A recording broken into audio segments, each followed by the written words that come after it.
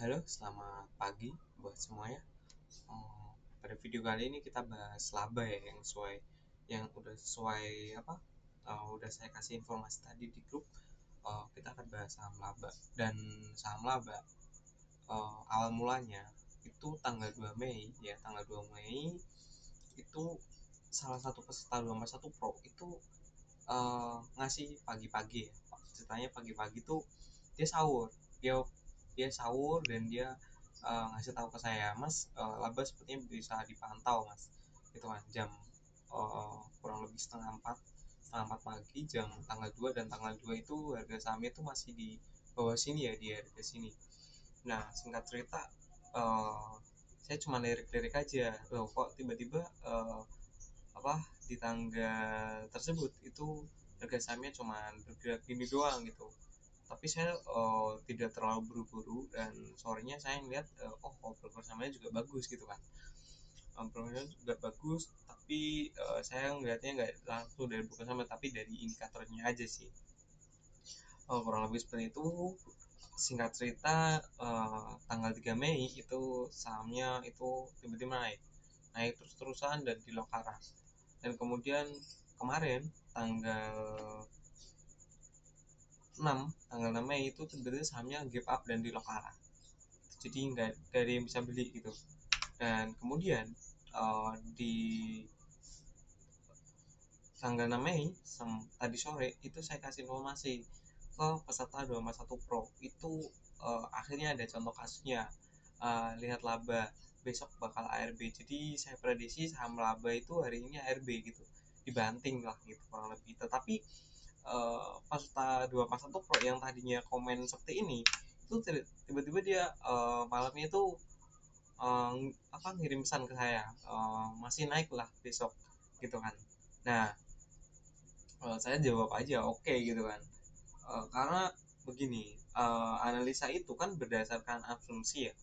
Karena analisa itu berdasarkan asumsi dan terbentuk karena harapan dari orang yang menciptakan uh, sistem analisa yang menciptakan sistem itu sendiri gitu kan.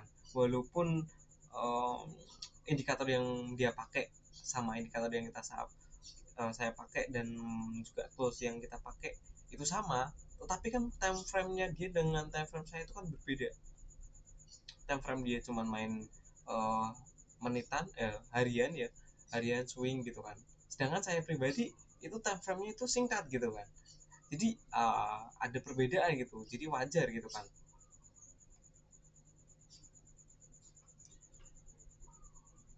Kurang lebih seperti itu. Dan di tanggal 6 Mei eh, kemarin siangnya itu saya kasih tahu gitu.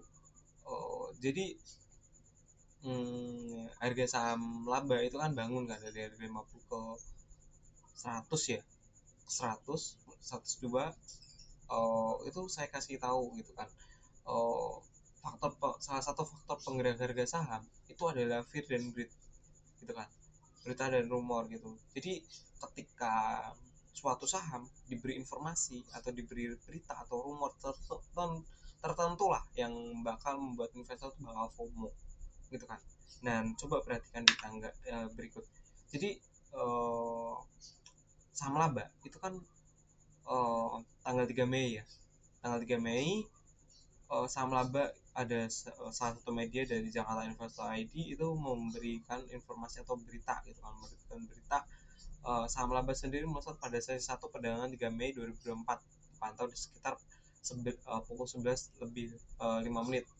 Saham ini ada di 76 atau naik 33,33%, mentok atau rejekan atas atau arah ya. Saham laba tiba-tiba melejit di area 50 alias gocap sejak 30 April dalam satu pekan terakhir. Saham ini melambung 52%. Kemudian dari berita itu, dari berita itu sendiri, laba itu mengungkap rencana, ini baru rencana, mengungkap rencana pengambil alihan alias akuisisi. Jadi ada rencana, baru rencana aja itu harga sahamnya bisa melambung segini doang gitu kan. Maka di sini itu salah satu faktor harga saham itu ya itu tadi gitu, berita dari rumor. Itu baru rencana aja udah harga sahamnya udah melambung 52% gitu kan. Lalu kemudian sekelas perusahaan laba ya, eh, dan seterusnya yang berlaku efektif 2 Mei sebagaimana diubah dengan adendum atas perjanjian jual beli saham bersyarat yang berlaku efektif 2 Mei. Nah, kita lihat tanggal 2 Mei sampai tanggal 7 Mei itu yang makan, ya bener ya, yang jualan entah mereka atau siapa saya nggak tahu. Cuman yang jelas di sini yang makan itu retail semua gitu. Jadi berita ini bener-bener efektif gitu buat mancing retail itu supaya FOMO. Yang makan retail, broker-broker retail yang broker yang sering kita pakai, SL, XCPD, AI, MG, YP, CP, NI, HP, bener akumulasi sahamnya, bener-bener akumulasi. Memang indikator pun juga gitu kan, menunjukinya akumulasi semua gitu. Tetapi kita lihat yang jual itu YP gitu kan, yang jualan itu YP, yang aneh. Baiklah, baik induknya sama warnanya yang jualan YP semua gitu, yang makan pun retail gitu kan. Nah inilah mengapa saham ketika ada berita dan rumor itu jangan diterima mentah-mentah gitu. Tolong diulik lagi, dianalisa kembali, jangan diterima mentah-mentah.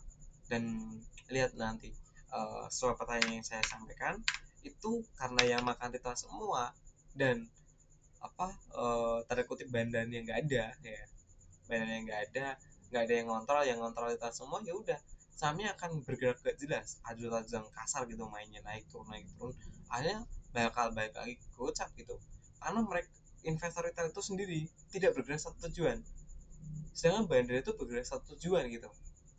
Jadi ya wajar gitu, jangan heran ketika nanti sahamnya tiba-tiba langsung ARB ke 50 gitu, atau kasar dulu terus tiba-tiba dibanting terus kemudian turun lagi ke 50, seperti itu.